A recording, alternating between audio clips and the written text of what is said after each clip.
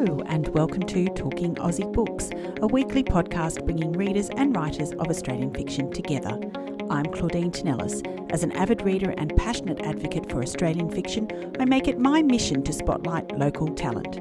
So if you're looking for your next read or simply want to learn more about the Australian literary scene, this podcast is for you. Grab yourself a cuppa, sit back and relax. Victorian-based Carly Nugent is the author of 2 novels and numerous pieces of short fiction.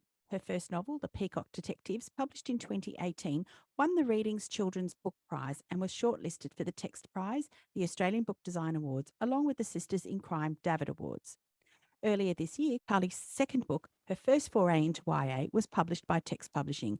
Called Sugar, this novel is inspired by Carly's own experience of type 1 diabetes. A dark but ultimately hopeful novel, Sugar explores the effect of grief and trauma on the teenage psyche, along with the search for truth and of making sense of tragedy.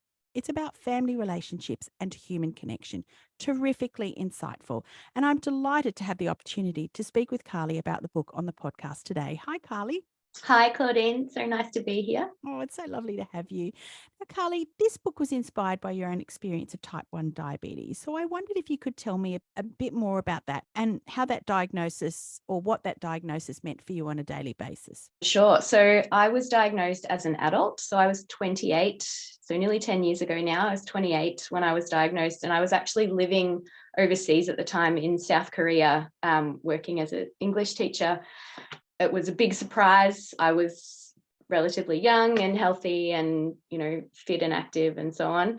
So when I was first diagnosed, the doctor thought I had type 2 diabetes. So then there was a bit of a process trying to kind of accommodate to that, and then coming back to Australia and seeing an endocrinologist and going, no, you're actually type 1, which was a surprise to me, because at the time I had thought, which I think a lot of people think, is that type 1 is a juvenile, and usually it is, I guess, a juvenile diagnosis. You get it when you're younger. But since then I've discovered that no, actually you can be diagnosed with type 1 diabetes at any age. And I've met people since that have been diagnosed in their 50s or 60s as type 1 as well. So that was a bit of a surprise. In terms of coming to terms with the diagnosis, there was a lot of questioning, and I think a lot of that has gone into the book, that kind of sense of like, well, why, what have I done that's made this happen to me? And so there was a bit of that, and then also the doctor actually did say to me that when I was in Korea, oh, diabetes is your friend for life. She did say that phrase to me, and I remember thinking, this makes no sense and this is ridiculous. And then gradually, sort of as you start to figure out, well, if I manage this and I can manage it, then it becomes, if you think about it as a friend rather than something you've got to fight against, then that does make a big difference to your day-to-day life. But which doesn't mean that every day is okay. Like, you still have days where it's frustrating and upsetting, but generally you sort of learn to live with it in that way. So it was definitely a roller coaster, I would say. Yeah. Carly, how long after your diagnosis did you begin writing Sugar? I started writing Sugar, I think, quite a while after, maybe 5 years or so after I was diagnosed, something like that. So I sort of, after writing Peacock Detectives, which I was writing that as I was diagnosed. So that sort of was happening at the time. So I'd written Peacock Detectives, and then I knew that I wanted to write something else for young people. And then I guess after my diagnosis, and after I'd had some time to sort of get used to diabetes and what it was and how I was living with it, that was when I sort of thought, okay, I think I'm ready to write about it. Because I think there's I can't remember who said it, but there is a writer that talks about, you shouldn't write from an open wound. So you shouldn't write directly, like once you've experienced something that's maybe difficult or traumatic, like you've got to give it some time to sort of heal over a bit before and get some perspective. So I sort of felt like I needed to do that before I could sit down and write. So I think maybe 5 or so years. Then I think I felt like I was ready to put some words down and work through things on the page, I guess. Yeah, so I guess that leads in nicely to my next question. Why did you feel compelled to write it, and did it help you make sense of or come to terms with your diagnosis? I think before I started writing, I'd probably already come to terms with it in a lot of ways, but I think it helped me understand how I'd done that. I guess. So it helped sort of get my own thinking in a bit more of a structured, ordered sort of way, which I find I do a lot in lots of areas of my life. Like writing is something that I like to come back to, because there's something about seeing your thoughts physically on a piece of paper, whether it's handwritten or, you know, on a screen, that sort of, yeah, does help put things in perspective, I suppose. I think it did help me.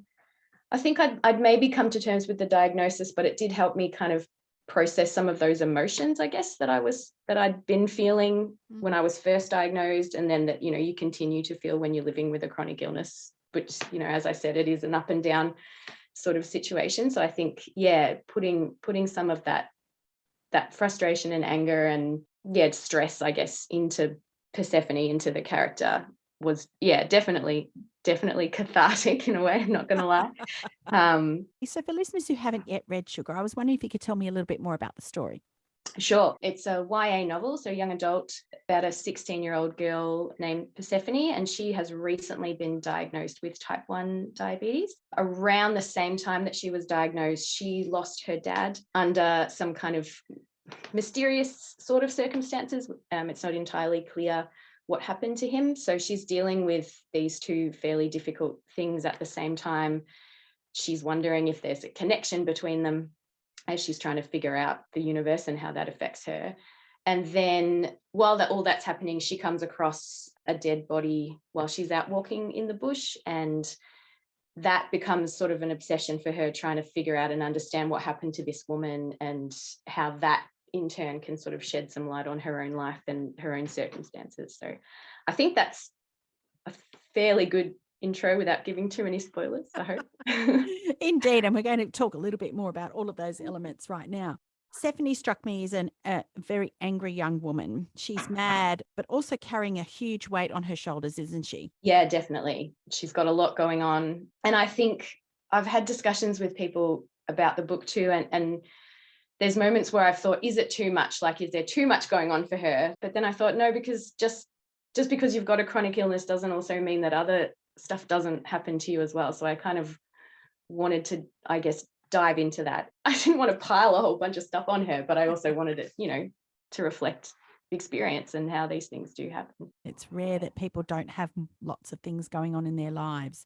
And I think chronic illness is just one part of life these days. So, Carly, from your experience of your own chronic illness, do you think that it's common for people to think that their illness is something they deserve? This is a huge theme in this book, because Persephone really does believe she did something to warrant getting such an illness as type 1 diabetes. I wondered if that was somehow something that, you know, a lot of people do think about. Is that something you turned your mind to when you were thinking about Persephone?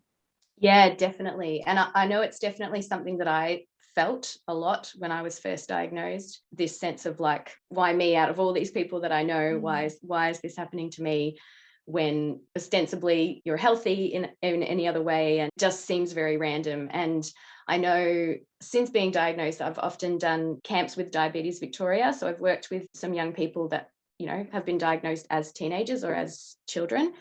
And that comes up all the time, that sense of like, you know, what did I do?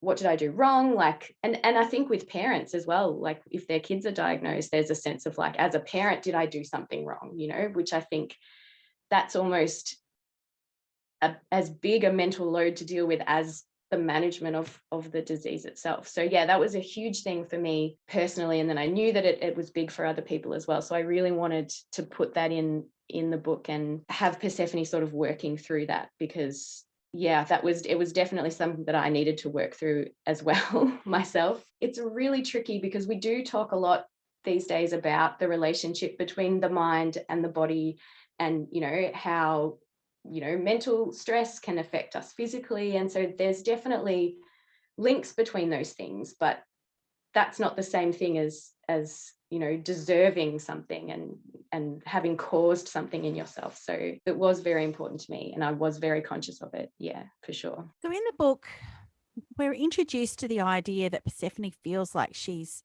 you know, responsible somehow for getting type 1 diabetes, because there is an incident at school that happens, and, you know, she's so angry already, but this kind of just sets her off, doesn't it? She's got all this anger and she's got all of these things that have happened that are sort of sitting there just underneath the surface, I suppose. And she's trying to get by and go through her life. And she has this interaction with another kid who says something to her that seems really out of the blue, but at the same time, she doesn't know him at all, really. He's a new kid at school, so she's got really no connection to him. But he says this thing to her, and she assumes that, well, he must know somehow, that I've done something and that I deserve this.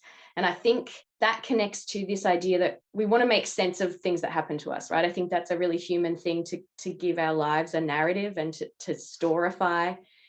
I don't know if that's a word, storify. I like it though. To make a story out of our lives and connect the dots and give them meaning. So I think that's what she's doing in that case, I guess, is she's taking all these random individual things that happen to her or that other people do around her, and she's connecting them to herself and creating this picture of like who she is and why things have happened to her. Even though, and I don't want to give away any spoilers, but even though, these things might actually have nothing to do with her. And that kind of is a bit of a theme that I wanted to deal with as well. You're not the center of the universe. People aren't thinking about you as much as you think they are. And the universe is not out to get you or it's not out to help you. It's just there. And I think that's a very teenage thing. I remember being 16 and feeling like everything is about me and everything is happening to me rather than just sort of happening and I'm in the middle of it. I think it's a combination of her anger and her frustration at her situation, and also that need to understand and make sense of and create a story around what's happening to us. Yeah, absolutely. In many ways, I saw that as kind of like the inciting incident of this story. And it really did feed into her own insecurities about what was happening to her and around her. But I wanted to say also that Persephone, in many ways, was an unreliable narrator of her own story, if I could get the words out properly. Yeah. She sees the events following her father's death in a way that implicates her somehow in his death. And like her mother's distance in particular and their entire situation. She takes on a responsibilities that isn't hers to shoulder. Can you tell us more about this? And I think that connects back to both those ideas of wanting to create meaning and also when you're that age, particularly feeling like everything is somehow about you or, happening in relation to you. So I think it felt natural to me that that's the way she would understand her father's death in that sense. And especially because they had a relationship that was complicated, because like every relationship, it's complicated, especially when you're a teenager, I guess, with parents, it can be.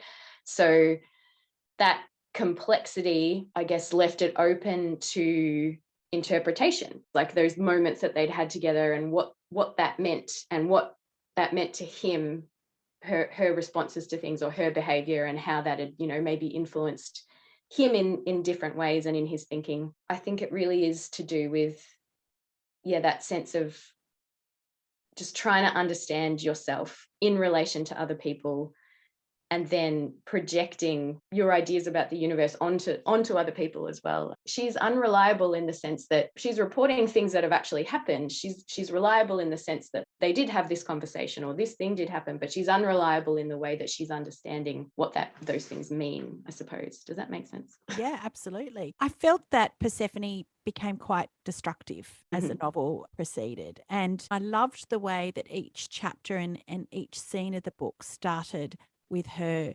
BGL or her blood glucose level. And in many ways, I felt that almost signified what her mental state was in at the time. When her readings were really high, she was on a sugar bender. She was going out to, eat anything sugary that she could find. So tell me a little bit more about that and why you decided to structure your book that way. When I think about diabetes, a lot of the time I think about control, like you're trying to balance your sugar all the time. So, you don't want to be too high, but you don't want to be too low. You want to be in this very specific range of numbers, which really is impossible to be all the time. Like you're inevitably going to have highs and lows. Like that's just going to happen. And I think I wanted Persephone's sort of journey in the book to reflect that, in the sense that she is trying. At the start of the book, she is kind of trying to keep it within that range, and it's frustrating to her.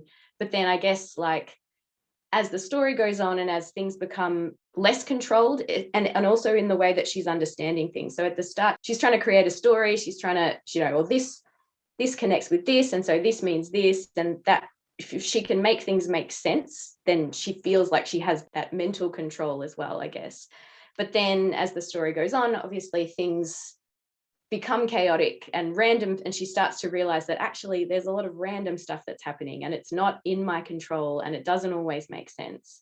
And I think that sort of is then reflected in the way that she manages her blood sugar, in just going, well, I can't control anything, so why bother? In the end, it's a balance of those things, right? And that's something that I sort of came to learn having diabetes. I was really, when I first was diagnosed, I was really strict with myself, and I would freak out if I was even like a few units outside of where I should be in my BGL. And then, I started to meet other people who'd been living with diabetes, and, understanding that it's okay. Like, it's okay to have some highs and to have some lows, and you don't have to, you don't have to lose it over that. And that's just life, you kind of. So I think, I wanted Persephone to sort of have that journey as well, and sort of realize that, like, just because things aren't completely under your control doesn't mean that you just give up and, don't try. But you sort of be easy on yourself as well. Like, accept that chaos, while at the same time, managing it and living within it, I suppose. Yeah. Yeah, fantastic. Well said. Now, type 1 diabetes is a life-changing diagnosis. It alters the way you think about food and the impact of what you eat on your blood sugar levels, and how you counteract the effects of too much or too little carbohydrate consumption with insulin injections. And the thing that I appreciated most about this book was that it explored and debunked some of the common myths associated with type 1 diabetes. Why was this important to your story? Because it is frustrating that there isn't, I feel like in a lot of ways there isn't a great deal of understanding around type 1 diabetes. And I say that a little bit as a teacher as well. So I went through my teacher training about 5 years ago, when I came back to Australia, and there was a lot of focus on anaphylaxis and asthma and those kinds of things, and there was very little mention of type 1 diabetes, which surprised me, because a lot of kids are living with type 1 diabetes, and adults. And then when I was doing camps and meeting young people, I heard a lot of stories of misunderstandings from other kids that they're at school with, from teachers, from parents. And I just, I guess part of the motivation in writing this was to hopefully sort of like bring a bit more awareness, because people aren't trying to be ignorant or mean to kids with diabetes. It's just like there's not a lot out there, I guess, in terms of that understanding. So I suppose that was one of the reasons that I wanted to deal with that in the story itself. Tell me about some of the myths that you encountered often. Definitely that you've had too much sugar, and so you've given yourself type 1 diabetes because you drank too much soft drink, or I don't know. I was living in Southeast Asia for a while, and I used to drink coffee with condensed milk before I had after as well. But so there was that sense. I remember someone saying to me, like, oh, maybe you shouldn't have drunk all that condensed milk in your coffee. I was like, I really don't think that's what it was. That's definitely a big one. I've heard weird ones like, oh, well, you didn't, because you weren't breastfed when you were a kid, or, like that has led to it. Or not in my experience, but I did hear from a kid that I was working with on camps once that, a parent had said to her child, you can't play with that kid because she's got diabetes. And I was just like, seriously, this is 2018 or 2019 or whatever year it was then. I was just like, that just blew my mind. So I think it sounds ridiculous, but it is still out there, those misconceptions, for sure. Carly, there's much to unpack in this brilliant story, but one thing Persephone seemed obsessed by was the delicate balance between what was good and bad for you. Things that promoted life and growth, and those that didn't, and how little separated those two zones, if you like. She called it the Goldilocks zone. Can you tell me more about that for our listeners? So the Goldilocks zone, I guess, is a place, it's to do with space and the universe, and Earth is in the Goldilocks zone. So it's the zone where, you know, there's just enough air, and there's just enough water, and there's just enough of the right balance of chemicals to support life. And Persephone takes that idea and applies it to herself in terms of her diabetes, and in terms of other things as well, that like you've got to have just enough sugar but not too much sugar in your blood to live with diabetes. She's sort of realizing it in terms of life in general, that life is, it's like walking on a tightrope, I guess. Like there's a very thin line between life and death in a lot of cases. Things can happen at any time, and I think we all probably realize that at some point in our lives, but I guess Persephone's realizing it younger than maybe a lot of people realize it, and she's realizing it on multiple levels. So she's realizing it in terms of her illness, and she's also realizing it in terms of, you know, having lost a parent in kind of surprising circumstances as well. So when you realize that, it's quite scary, because you kind of realize you're living on the brink of a cliff really all the time. And then I think that ties into her, you know, her understanding of, well, who deserves what, and you know, what people do and how they behave then should have an influence on, you know, how close they are to the edge, and whether they live or die, when of course it doesn't. It is very random. So yeah, it's definitely something that she's preoccupied with in that sense too. Now, the setting was particularly vibrant in this book, and I felt that it reflected the emotional journey of the characters, didn't it? Definitely. I think I live in a small town, and the book is in a small town, and we back onto the bush and the creek, and that's always been an important part of for me growing up, and where I live now as well. So I think that setting of being kind of in nature, and then seeing the effect of the seasons and extreme weather on nature as well, and how that affects. And so throughout the story, there's a drought happening, and then there's a moment where we're dealing with bushfires and things like that as well. I mean, that's obviously a reflection of reality and how weather does happen at the moment, more and more, as we're seeing with climate change and everything else. But I also wanted it to reflect Persephone's emotional state, and particularly her relationship with her mother, who is a gardener. She has a nursery. She's kind of like feeling this separation from Persephone. So since you know, her diagnosis and the death of her dad, there's been a gap between mother and daughter. And I guess in the Greek myth of Persephone, Demeter is, you know, the mother, and when Persephone disappears into the underworld, Demeter is looking for her. And during that time, you know, because Demeter is the goddess of fertility or nature in some way, so when she's searching for Persephone, everything kind of dies and things are not fertile and things. So I wanted that to reflect their relationship in the story, that even though Persephone is still there with her in the same house, there is this gap between them. Demi kind of feels like she just can't reach Persephone in the way that she's thinking about things. So yeah, so I think the setting and the weather definitely was an intentional choice in that way. And so it seems was calling Persephone's mum Demi. Yes. I didn't make that connection earlier on. Yeah, definitely. I have this weird thing with names when I'm writing, that I need them to mean something, even if no one else knows what they like. I feel like I need to know what the connection is to the characters, which is really hard sometimes, because when I'm writing something new, I get really stuck on the names, and then I'm like, well, I can't keep going on this chapter because I need to name them, and I haven't figured out the name yet. So yeah, fascinating. Okay, Carly, so was there any other research that you needed to do to bring this story to the page? So obviously talking to other people with diabetes. My diabetes educator is amazing, so I picked her brain a lot for sort of medical stuff to make sure I was getting those sort of things right. And then I suppose there's a sort of a subplot with a character called Stephen, who becomes obsessed with building this nuclear shelter. The manual that's referenced in the book, the Cold War manual that has actual diagrams of how to build, I found that, like, I discovered that in the local library. So I went back to that a lot. So I guess I spent a lot of time reading that and looking at the diagrams, and some things that I didn't use, like some things I'd researched. And then there's a character who has dementia. So I did a bit of reading about dementia, bushfires and stuff. I mean, I'd lived through a couple of evacuations, but I did do a bit of reading as well.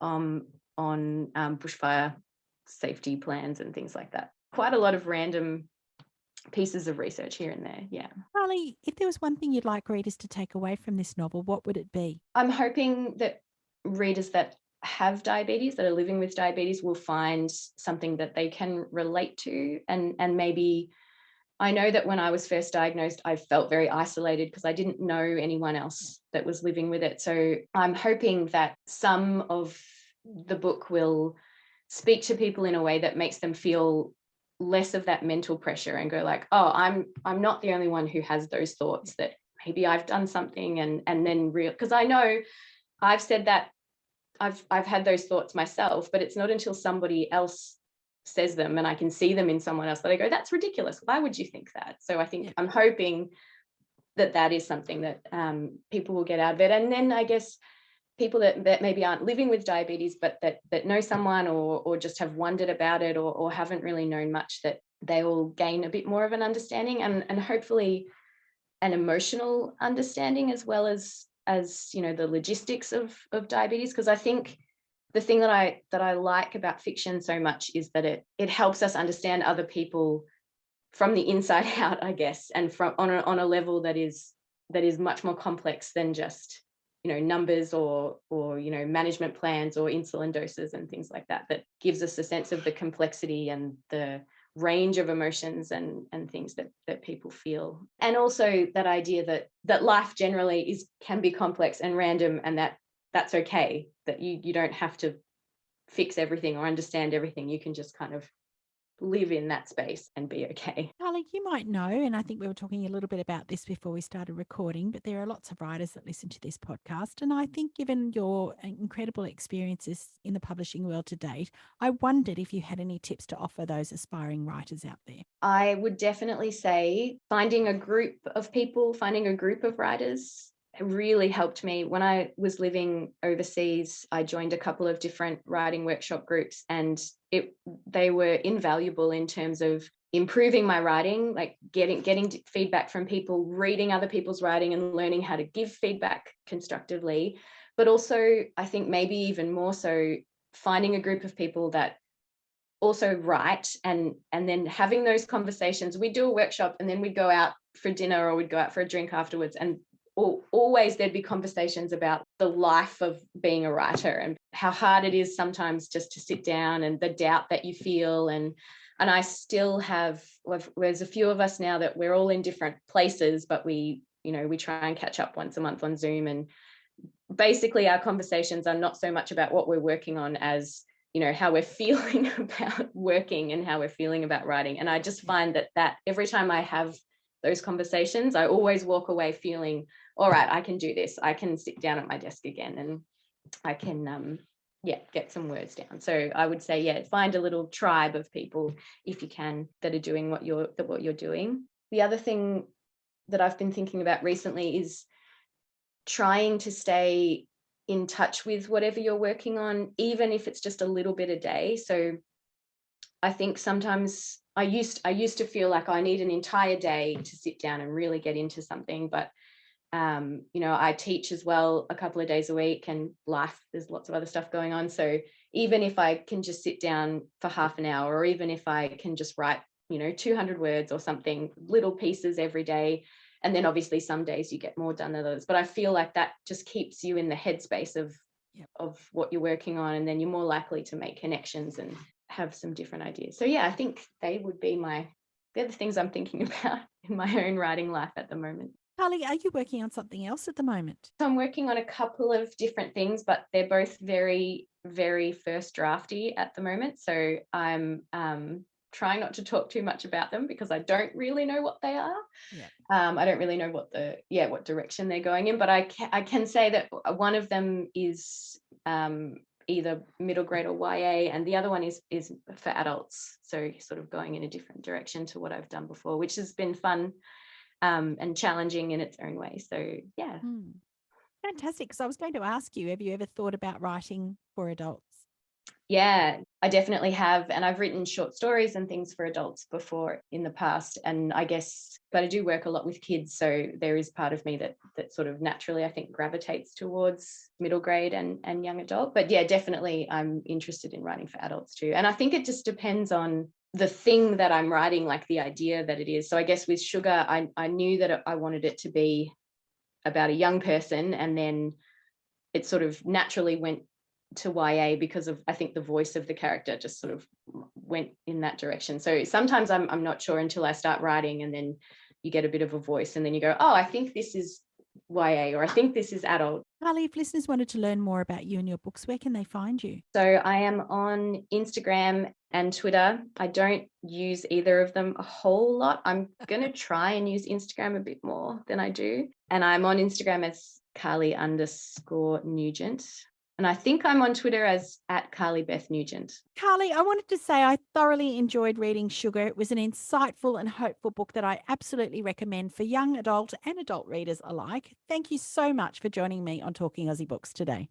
Thanks so much for having me, Claudine. It's been really fun. That's a wrap, folks. If you enjoyed this podcast episode, please drop me a line via my webpage at claudinetinellis.com, via Instagram, Facebook or Twitter. Alternatively, consider leaving a review on Apple Podcasts, Spotify or Google Podcasts. Until next time, happy reading.